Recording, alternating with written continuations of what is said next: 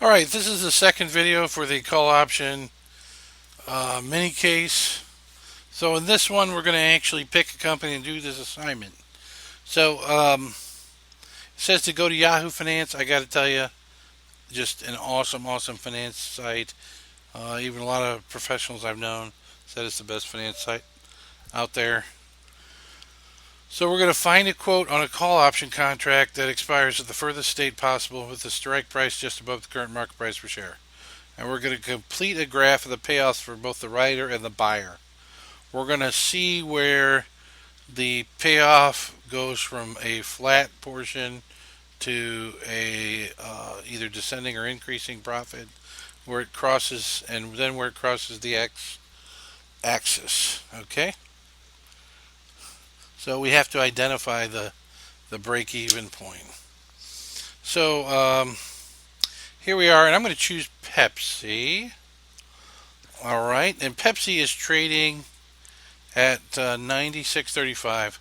I'm going to just make a note of it. It's not part of our contract per se, but why am I getting dings? I'm getting dings in my ears. Okay, now, so I went to Yahoo Finance. I put in It'll search if you put in Pepsi or Panera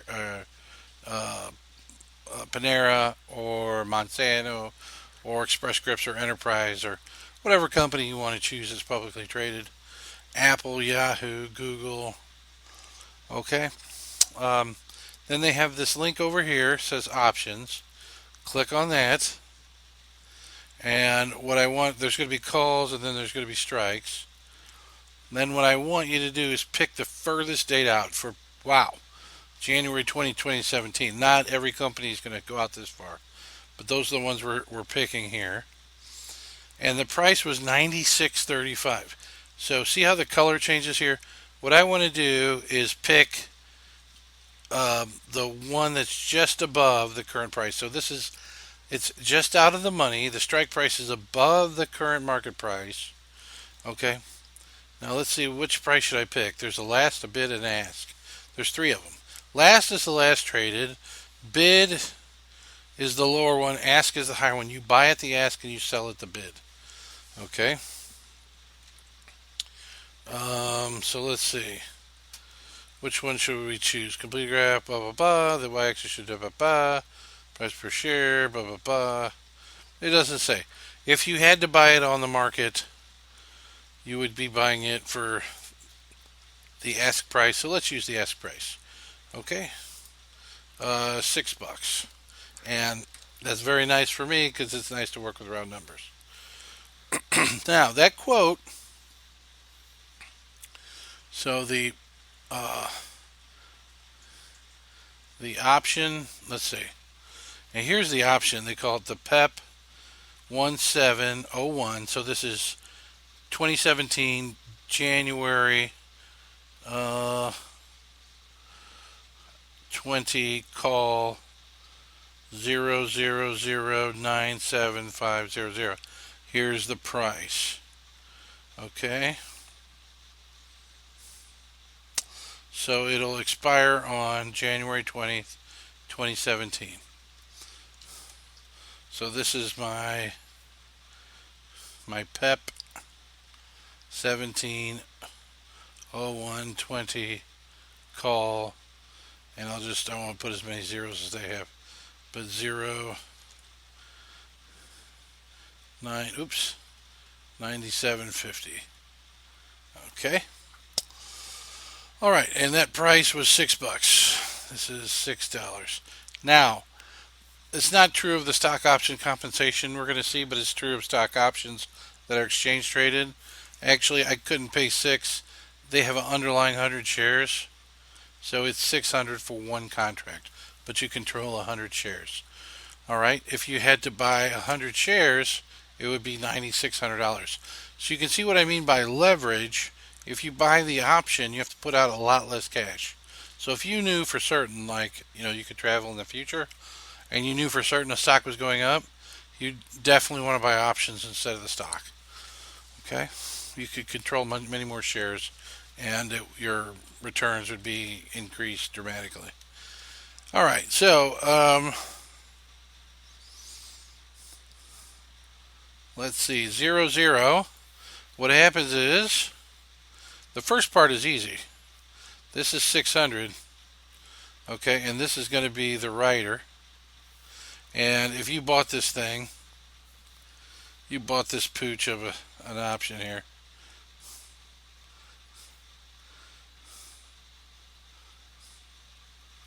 Oh, not the writer. It's the buyer. Okay, and this price, the other name for this price is called premium. All right, so the writer received the premium, and the buyer paid the premium 600, which is the option price.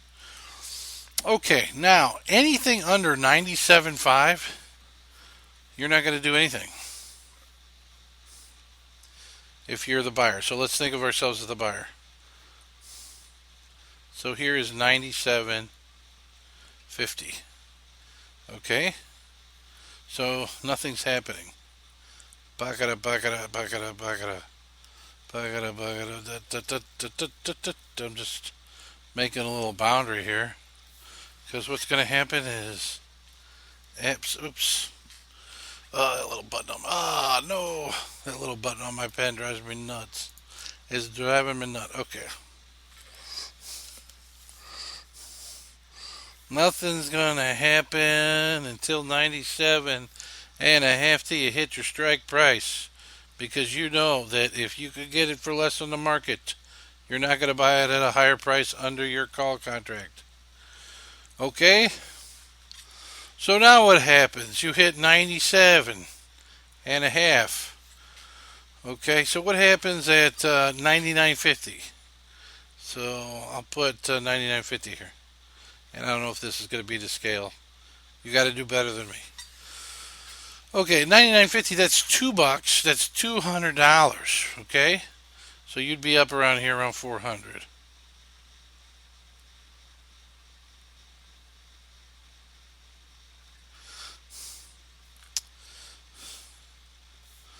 Let me see. That's about half, right? So 1, 2, 3, 4. 1, 2, 3. That's in the ballpark. That's it. Oh, Lordy, gets it.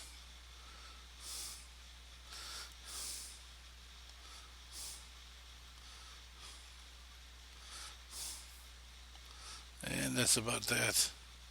So you got this one. So it's moving this way. It's moving this way. And let's see. $2 more.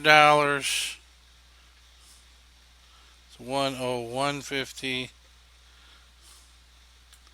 103.50, 2, 4, and 6. Well, let's see. 103, right about there. That's pretty good. There's 103. We'll call it right there. That's the break even, right? I put out $6 a share. So when the expiration hits, the share price hits 103.50. That's $6. That's my break even point. So I got to mark that. Break even is X is 103.50. Y is 0. This point is 97.50 and minus 600. Okay. This point is 97.50. Whoops. 97.50 and 600. Okay. Now, this is a derivative. One thing that's so this is all you're going to do. You're going to just find the actual option prices, tell me what option it is, and build a graph. Just like this. But one thing I do want to point out is this is 600. This is minus 600. These total to 0. Derivatives is often called a zero-sum game. That's because for every dollar one side wins, the other side loses a dollar. Literally everywhere on this graph, you could take 2 points on a vertical axis and they would sum to 0. Okay? So, derivative zero-sum game. Just use them to manage risk, unless you have money to burn and can afford to lose it. But the main thing is, for your assignment, get a graph that looks like this. Make sure you label the break-even points. Make sure you put the information for the company, the month of the expiration, the price of the contract, and the current stock price. Okay, so that should do it. As far as a final exam question, very typical final exam question might be, what is the net profit? So this is a net profit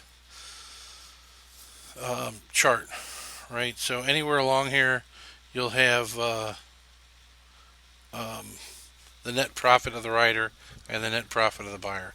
Okay, but a question on just basic call options and stock options in particular is totally fair game for the final exam.